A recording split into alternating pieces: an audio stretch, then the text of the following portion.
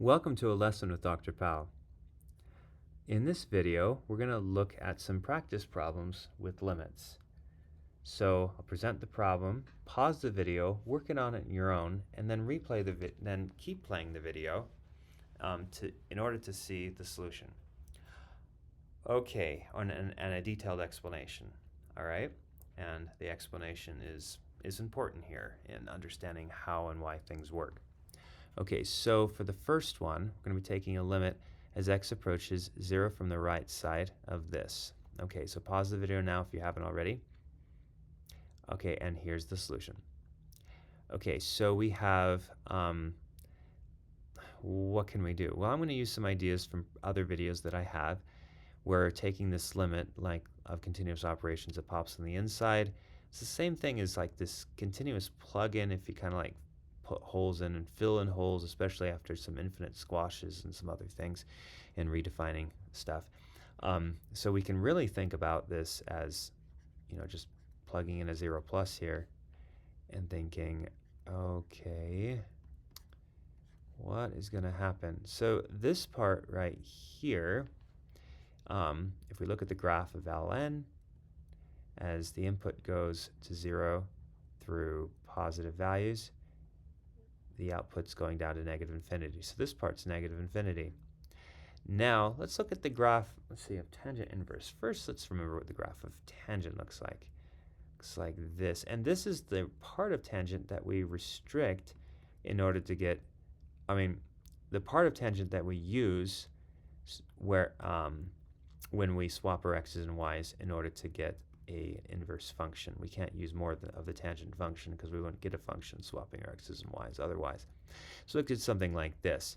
Now, if we were to swap our x's and y's now, look at the graph of tangent inverse, we'd see something that looks like this.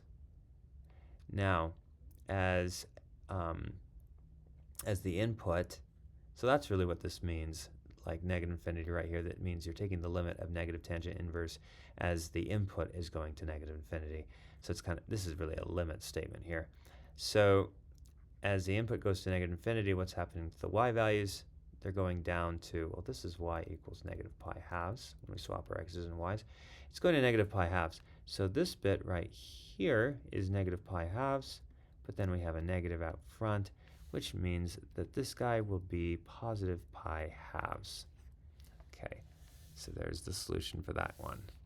Okay, and all right, let's just get some of these erased here, and we'll go on to the next one. You can start looking at it and working on it, and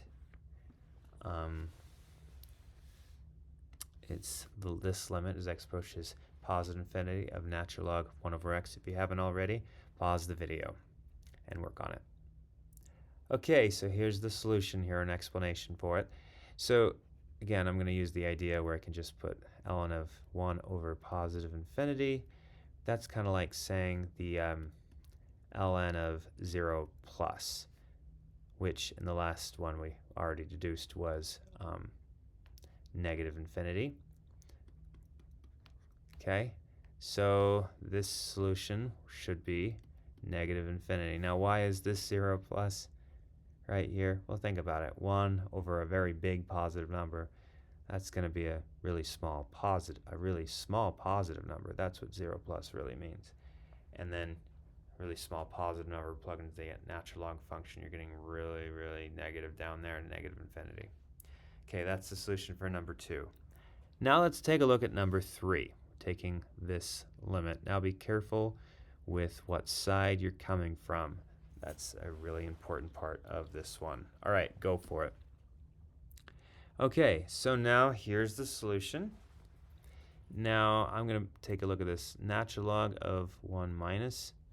If I look at the graph of natural log as it's approaching the x value of 1, but from the left side, what happens? Well, it looks like the output is heading to 0, but through negative numbers. So really the natural log of 1 minus is really 0 minus. So then what are we doing with that? We're putting a negative out front of it. and then we're plugging that into ln.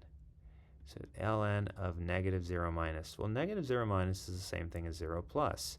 So negative of a very small negative number is like a very small positive number, and the natural log of 0 plus in the descriptions we had before, above is simply negative infinity.